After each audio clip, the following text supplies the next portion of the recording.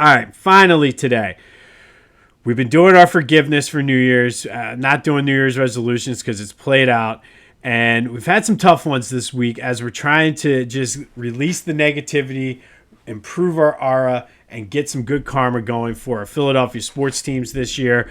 And been doing some tough ones this year this week due to wanting to have the good karma for the Eagles-Packers this weekend. This is one of the toughest ones for me because Reggie White was one of my favorite players growing up. I have his autograph and his starting lineup figure right there over my shoulder. I've told the story on here about getting his autograph and then meeting Jerome Brown right before this 1992 season. But today, we're not forgiving Reggie White because Reggie did not do anything wrong. We're going to forgive Norman Braman.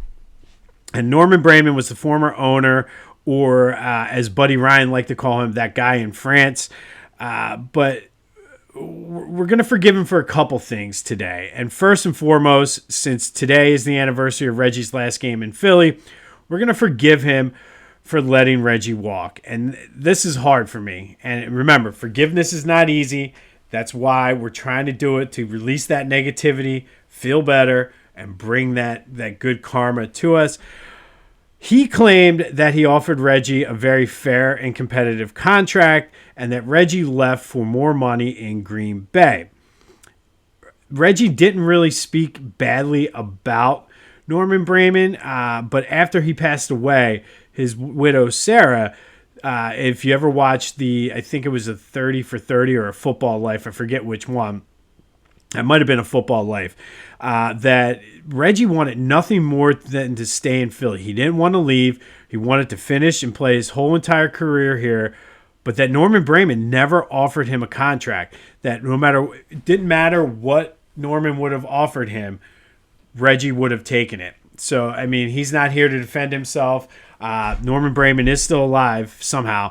But we're going to forgive him for letting Reggie walk. It's one of those things I thought I'd never forgive him for. But trying to be the bigger people here in 2025, I'm going to forgive him for letting Reggie walk. Goes right along with the narrative that he was cheap.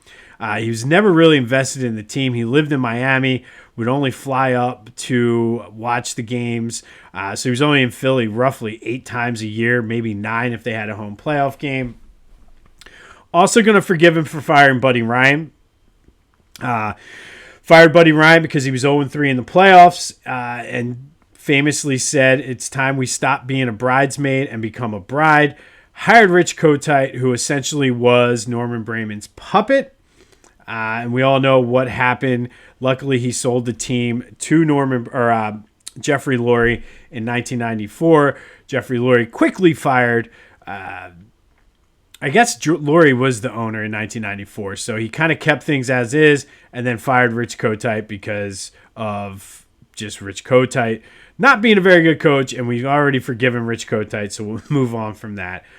But Norman Braman today, in honor of New Year's and in honor of trying to bring the good karma to our teams, I forgive you for being cheap, for letting Reggie White walk without even offering him a contract, for hiring Rich Kotite and really just completely screwing up the flow of that team.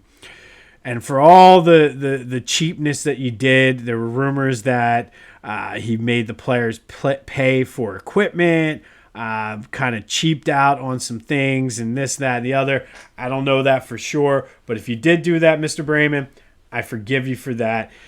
This has literally been the toughest one for me because I've always said I would never forgive him for letting Reggie White walk, especially the way it happened. But we talk a lot on Tuesdays about change and doing the right thing and all of that good stuff. And I'm practicing what I preach. So Norman Braman, as tough as this is, I forgive you for letting Reggie White walk without even offering him a contract. I forgive you for firing Buddy Ryan. I forgive you for hiring Rich Kotite. And hopefully, it's tough. You see, I'm stumbling over my words. It's tough. but I do feel that negativity kind of releasing from my soul. My aura looks a little bit brighter, and hopefully that leads to good karma for our teams in 2024. So Norman Braman, reluctantly, we forgive you.